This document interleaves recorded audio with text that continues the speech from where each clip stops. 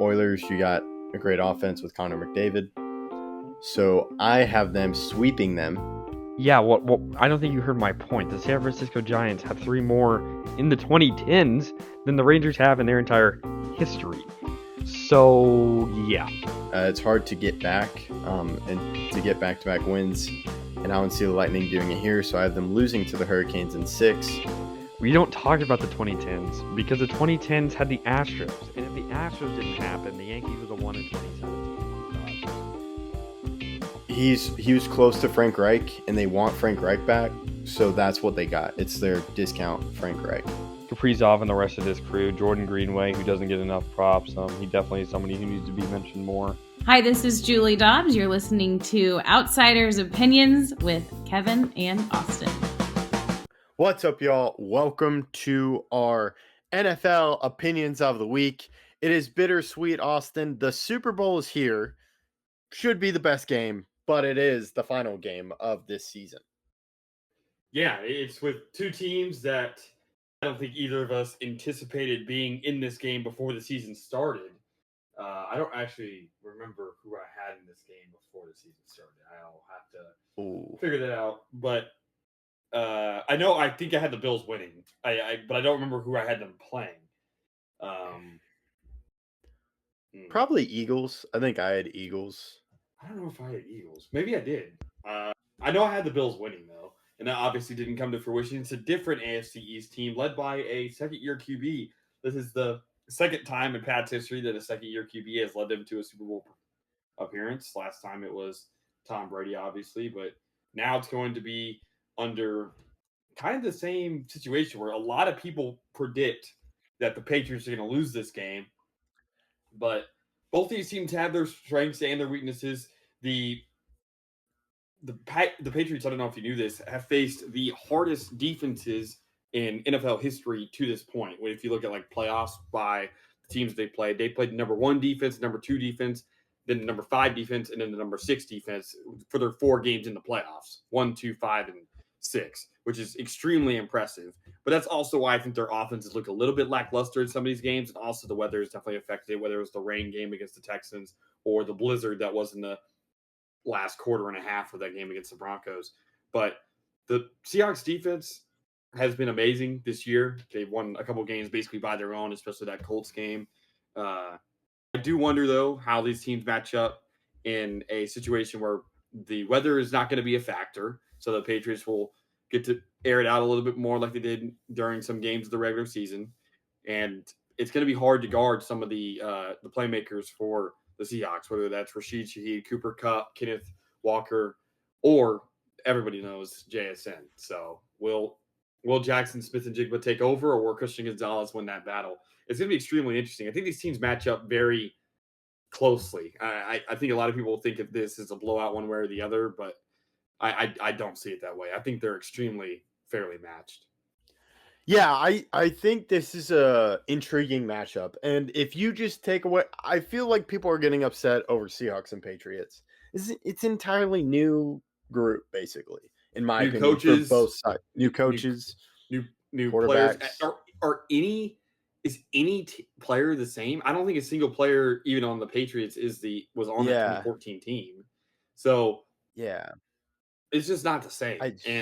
Yeah, it's I think an extremely intriguing matchup because Sam Darnold, who was a very highly touted prospect in his own right, after going through basically exactly the Geno Smith route, who was the last QB, Jets drafted, didn't really work out, all this other stuff, went to a lot of other places and ended up with the Seahawks, led him to the playoffs in his first year. Now he obviously went a lot further than Geno did, but very interesting there. And then Drake May, highly touted prospect, second overall pick, and has led the Patriots back to where they were when Brady left. So I do think that it's cool also with Mike Vrabel, who used to obviously play for the Patriots and some other teams, but they match up very closely, in my opinion. I think JSN is the biggest difference between the teams, even though the Patriots do have Stephon Diggs. Stephon Diggs is not the player he has been previously, while JSN is, I don't think, the best wide receiver in the league, but he's very close to it. And that argument can definitely be made, and I won't scoff any because of his performance this year. But the running games, the Seahawks are the run-heaviest team in the NFL, and the Patriots have a great run defense. So these teams match up very closely.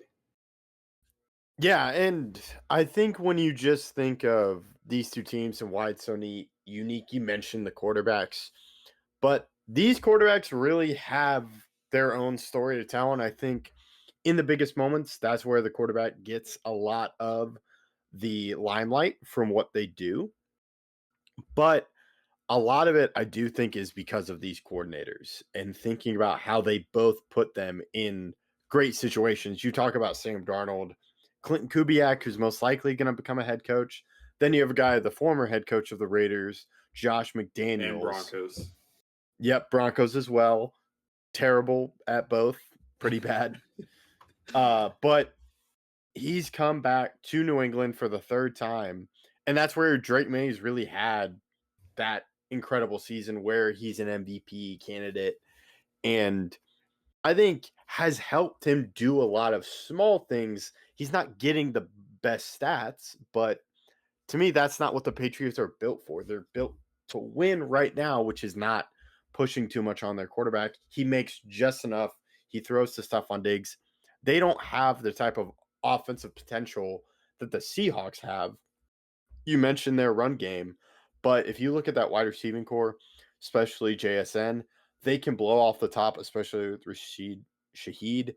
It's a offense that has a higher potential with the Seahawks. But when you talk about that unique aspect is this Patriots defense coached by Mike Vrabel.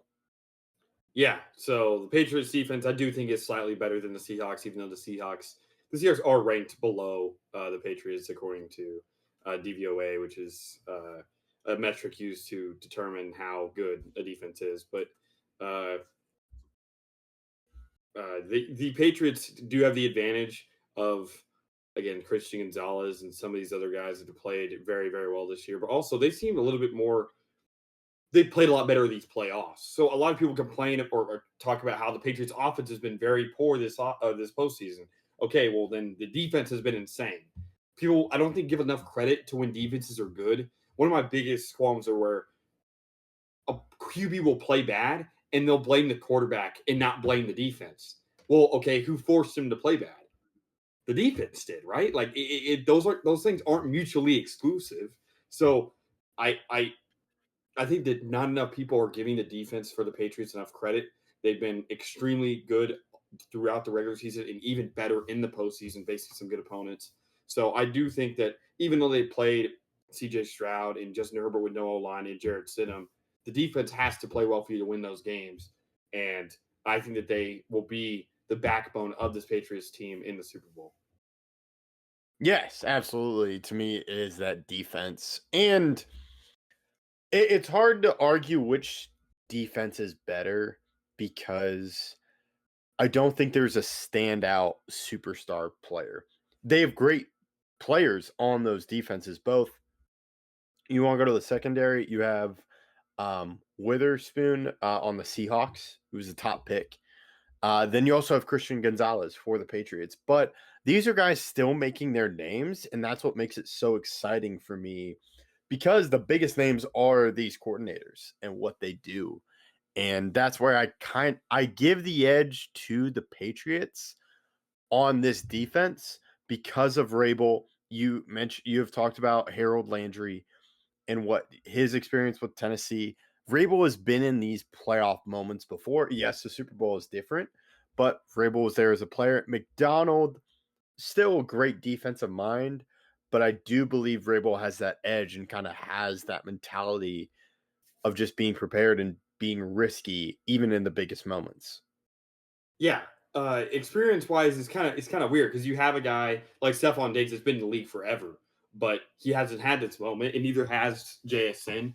Does the seniority there give Stephon Diggs and this Patriots receiving core, which is on average a little bit older than the Seahawks, other than Cooper Kupp, who has won a Super Bowl, but Rashid Shaheed is on the younger side. JSN is on the younger side, while Stephon Diggs, Hunter Henry are a little bit on the older side for them. Then you have Cooper Kupp, who does have that Super Bowl experience. He was a Super Bowl MVP. And while he hasn't been a major part of this offense, he still helps it turn out. He did score a touchdown in the last game, and he has been expected to come up in some big moments, but they lean very heavily on JSN. I think these two teams, again, they compare very, very closely in my mind. Like I'm just thinking like running game. Zach Charbonnet is hurt, so that obviously dampens there because now they're going to be a one-back system where they're usually a two-back, and then the Patriots are a two-back, which Ramondre Stevenson, who does have some fumbling issues, but is the more of the workhorse back. And then you have Travion Henderson, who's more of the outside zone runner. If you get him around the tackles, he can really create a lot of problems for teams. And then also with the Patriots, their O-line has had some problems. Will Campbell has not been the greatest this year, but he's still pretty good. And these D-lines are going to have a lot of expectations to create some havoc. And I expect this team to be a little bit more defensive than maybe you'd want to see in a Super Bowl. And that's not only because these are two defensive coordinators as head coaches, but also just these defenses are so suffocating with how they play. Yeah, and you have to look at just the experience level. You touched on it with Diggs, but when you look at the signal callers, this is Darnold's second great year, first year with Seattle, May's first really great year, second year in the league. Not to damper them, but I think it would be super high. It'd be unrealistic expectations to think this is going to be a shootout, given where these teams are and where they're at quarterback wise. But I think they can make right throws. But I do agree it's going to be defensively, and I really hope it's a close game. We talk about how close they are. I do think there is where it's too close, and it could just fall the other way, and one team could blow out the other team. Yeah, I find it hard to believe this game is a blowout. I guess it could be, but I don't really see it being that way. I don't think that's how either of these teams really function. The Seahawks do have a tendency in some of these games to play down a little bit to their opponents. They don't have that many wins by a lot of points. Like if I go look at the Seahawks schedule this year, let's see how they kind of compare. So during the regular season, even when they're playing teams that not necessarily are the best opponents, they still play relatively close. I mean, the Bucks, who ended up making the playoffs, they lost to. They lost to the 49ers week 1 by 4 points. Their biggest win on the year was against the Saints, I believe, at 44-13. But if you look even against the Titans, the Seahawks beat the Titans 30-24. Like, they aren't a team that really blows teams out, in my opinion. A Phillip Rivers-led Colts team, 18-16. Yeah, so even when they're playing a team that's not necessarily the greatest, their first game against the Cardinals, 23-20, right? So it's not many games that they blow teams out. Yes, they do have games where they've won 37-9 or 26-0, but and 44-13, but that's not really how they operate. Yes, I know in the first game of this playoffs that they played, they did blow out the 49ers 41-6, but I think that's more of a testament to how injured the 49ers were, whether it's George Kittle and his Achilles tear or Fred Warner and all the other injuries they had. But I don't think either of these teams will end up blowing a team out. And I'd say blowing a team out is more than a 3-touchdown win. So 21 over 21 points, I would say is a blowout. I don't see it being that much. I could see this game being 10 points, 14 points maybe, but I find it hard to believe it's a true blowout because of how these teams really operate. Yeah, and I hope it's not. That's just kind of my fear. But I do expect it to be close, and don't want to give any predictions, but I do think it's going to be a thrilling Super Bowl. I agree. All right. Let us know your thoughts in the comments. Make sure for our predictions video, this is a preview. We have predictions. We go all for it. So let us know your thoughts in the comments and make sure to listen for more episodes on Outsiders Opinions. Thank you for listening to Outsiders Opinions.